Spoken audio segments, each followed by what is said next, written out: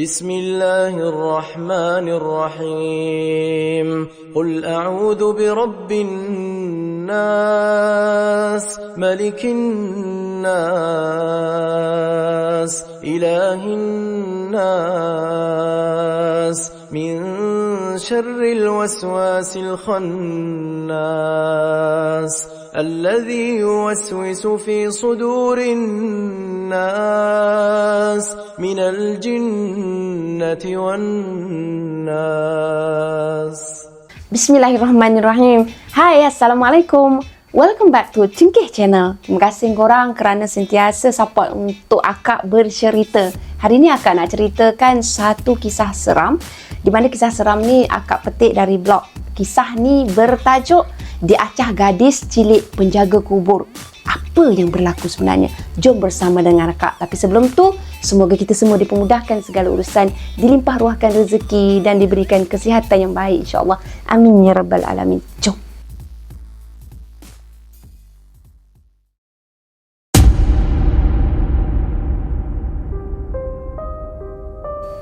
Kisah benar ni berlaku semasa aku bertugas di sebuah agensi di Komta.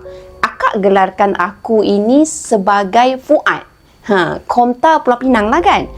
Ketika tu Fuad dia belum lagi berkahwin. Jadi Fuad ni dia tinggal bersama dengan orang tua dia lah dekat Pekan T, sebuah pekan kecil di utara seberang Perai.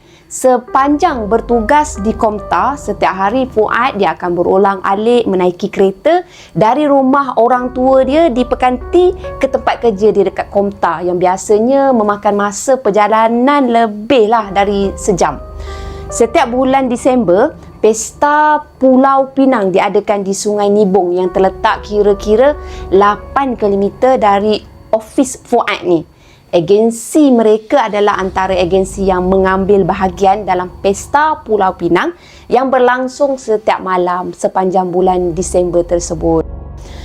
Bos agensi tempat Fuad bertugas ni telah mengarahkan Fuad mengetuai pavilion agensi mereka dan memastikan ia sentiasa teratur dan menarik minat pengunjung.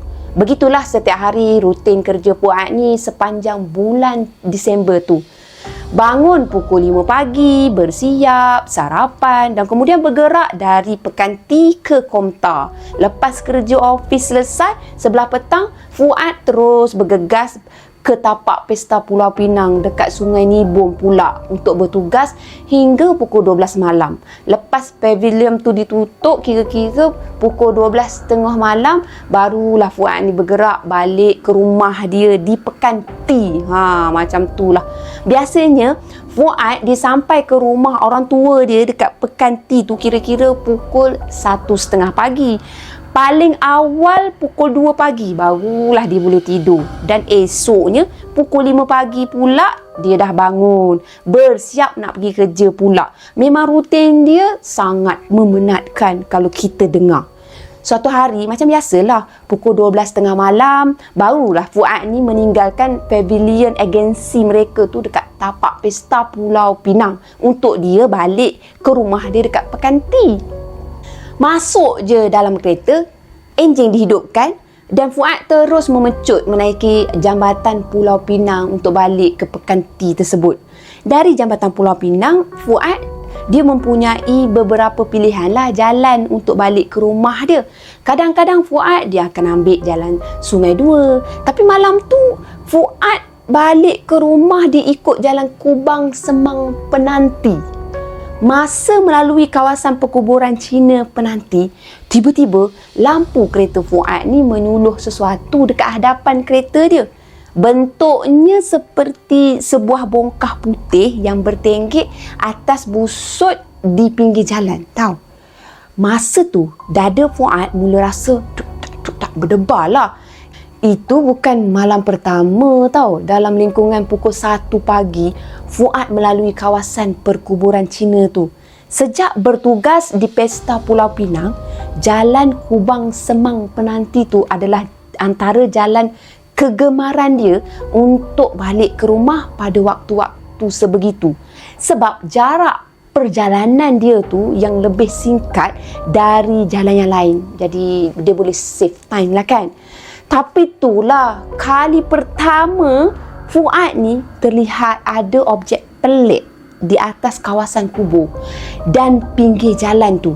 Selalunya pukul berapa pagi sekalipun ketika dia melalui jalan tersebut, tepi kubur tu lah, kubur Cina tu, keadaan sangat tenang tanpa penampakan apa-apa yang mencurigakan sekalipun.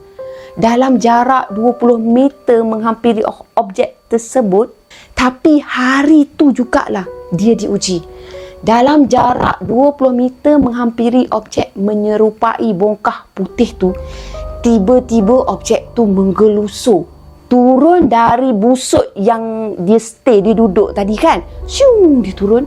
Kemudian, objek tu dengan pantas melompat ke pinggir jalan raya. Masa tu dada Fuad ni dah semakin memang kencang betul berdegup. Degupan kian kencang apabila semakin mendekati, semakin jelas rupa bentuk objek berkenaan. Objek tersebut tak tinggi mana pun. Tinggi dia cuma 1 meter lebih je. Wajah dia menyerupai susuk tubuh gadis cilik yang memakai gaun labuh berwarna putih. Gaunnya tu sungguh labuh lah, seperti gaun pengantin, sehingga kan gaun dia tu, kain dia tu kan melerik atas jalan raya tau. Kepalanya pula menunduk. Dia tak ada negak. Macam ni tak nampak lah time tu muka. Dan dia tunduk macam tu. Di atasnya terdapat segumpal rambut yang sangat panjang. Dah lah panjang mengurai, mencecah jalan. Ish, apa tu? Kereta yang dipandu Fuad tu tiba-tiba brek mengejut bila objek bergaun putih tu mula melintas jalan raya. Mula-mula objek tu lah dia bergerak dari kiri ke kanan jalan. Lepas tu dia patah balik ke kanan dan ke kiri jalan semula. Aksi tu berulangan beberapa kali tanpa henti. Pergerakannya tu sangat laju, seperti dia memakai kasut roda tau. Kaki dia pula tak kelihatan. Sebab apa? Dah kain gaun tu labuh sangat, dah melerik dah atas jalan. Tak nampaklah kaki dia. Muka objek tu tak jelas sebab kan dia tadi menunduk aja. Yang dilihat oleh Daud tu pun nunduk aja. Memang dia tak dapat nak tengok betul-betul pada wajah objek tu. Masa tu Daud dia nampak tau, tubuh tu tubuh yang sedang membongkok, ditutupi rambut panjang yang melirik hingga ke jalan. Bayangkan, patutlah rendah, dia bongkok rupanya. Seminit 2 berlalu dan Daud masih juga dekat situ. Dia tak berani nak ke depan sebab dia takut berlanggar dengan objek tu. Bila kereta Daud ni undur ke belakang, benda tu mendekati Daud pula. Main-main betul lah dia ni. Sesekali mata Daud ni melihat cermin belakang dengan harapan adalah pemandu lain yang akan melalui jalan tu. Kalau ada pemandu lain kat belakang, sekurang-kurangnya rasa gerun Daud yang sedang melanda diri dia tu akan berkurang lah sikit. Tapi Daud ni dia rasa hampa. Tak ada pun kenderaan yang berada di belakang dia. Tak ada pula yang berada depan dia. Tak ada. Sunyi, sepi. Semakin lama dia menunggu, semakin dia tak sabar dengan game yang dimainkan oleh objek tu. Mundar-mandir berterusan dari kanan ke kiri, kiri ke kanan. Tak henti-henti. Daud tetap juga tengok je. A'udzubillahi minasyaitonirrajim. Allahu Akbar. Itu je ungkapan yang dia ingat untuk diucapkan pada waktu tu. Serentak dengan ucapan tersebut, Daud ni dia terus tekan minyak kereta dia. Dia menuju ke arah objek tersebut. Dalam hati dia berkata, apa nak jadi-jadilah. Aku tak kira apa nak jadi-jadilah. Ketika Daud menghampiri dalam jarak 1 meter, objek tersebut tiba-tiba meluncur laju ke udara. Diikuti pula dengan bunyi yang menderu tau, seperti ada taufan kuat meniup di luar tingkap kereta. Bukan saja-saja syu terbang, tak.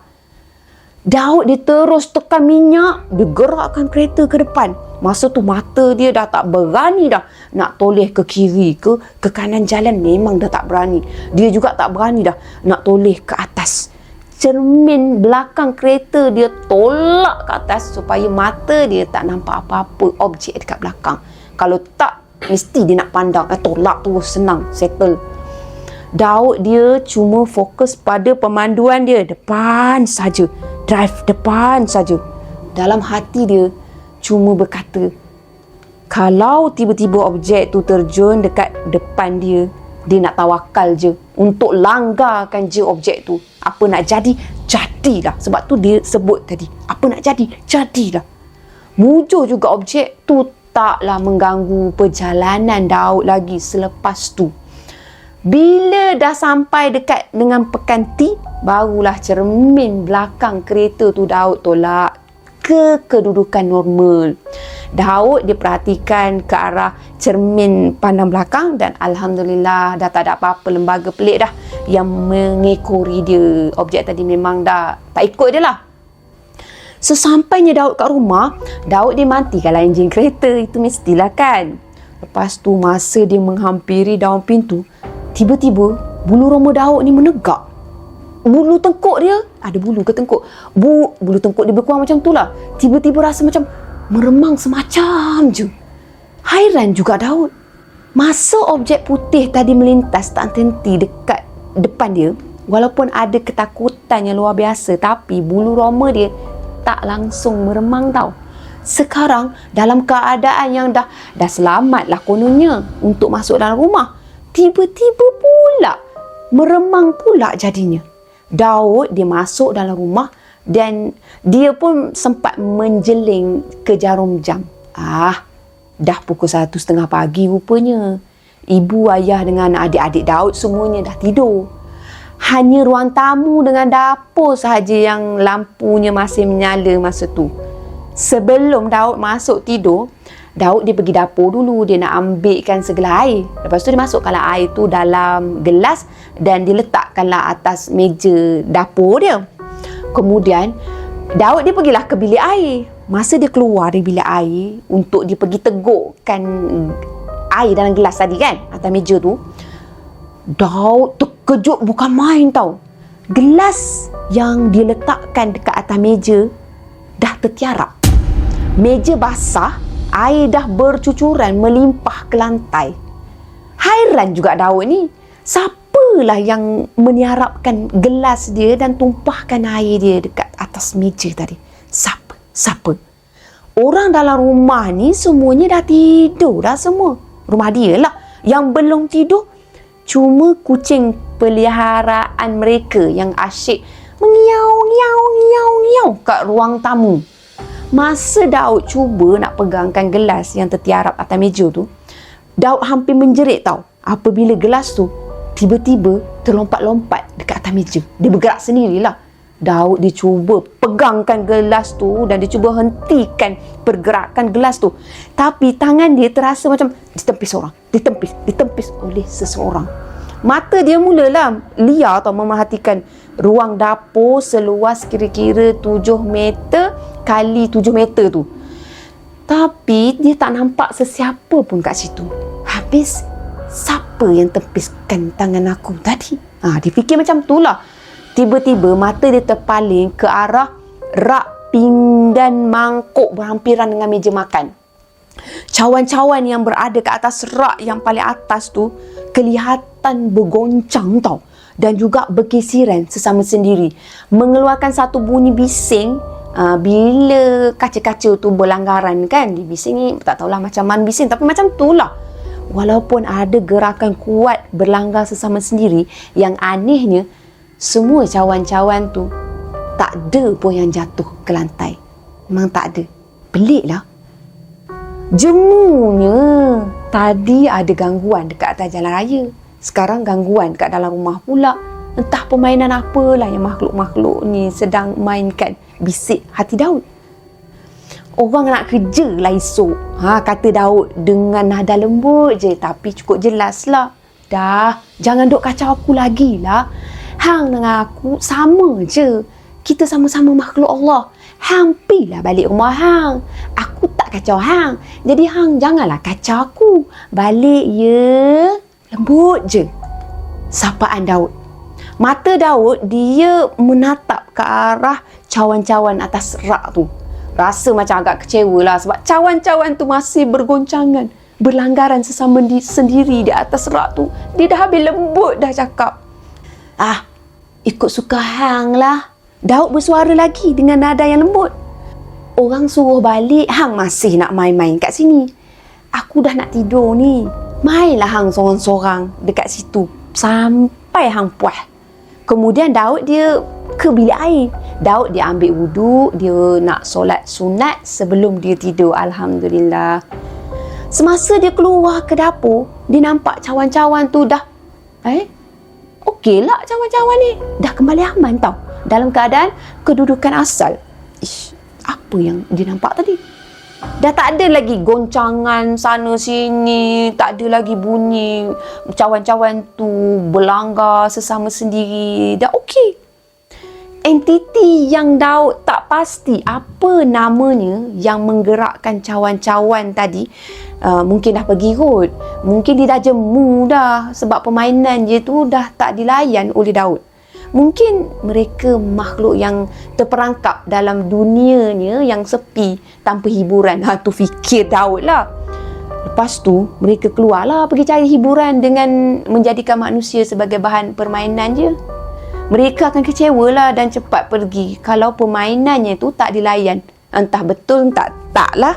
Teori aku ni bisik hati Daud, tak tahulah aku betul ke tak. Macam tu. Apa pun Daud dia bersyukur ujian Allah untuk dia pada malam tu dah berakhir. Alhamdulillah. Malam tu je. Beberapa hari kemudian ketika berbual dengan adik perempuan dia nama Ani. Ani ni menceritakanlah bahawa dia juga pernah mengalami gangguan yang hampir serupa dalam rumah yang mereka diami ketika balik ke rumah lewat malam beberapa minggu sebelumnya. Maknanya gangguan yang Daud alami dalam rumah hari tu tak ada hubungan lah dengan objek putih yang dia temui berhampiran kubur Cina penanti. Ingatkah ada kaitan punya dok? Gangguan dalam rumah mereka tu mungkin datang dari spesies lain yang mungkin taklah sekeras makhluk yang Daud jumpa berdekatan kubur Cina tu.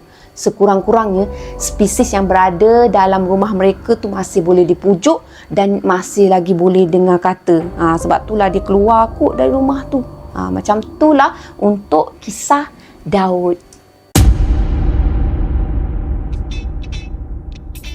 Sekian saja untuk perkongsian pada kali ini. Apa yang baik, sama-sama kita ambil jadikan sebagai tauladan. Apa yang buruk, sama-sama kita ambil jadikan sebagai sempadan. InsyaAllah, semoga yang baik-baik sahaja yang datang untuk kita semua. Terima kasih kerana mendengar dari awal sampai habis. Jangan lupa untuk like, share dan subscribe.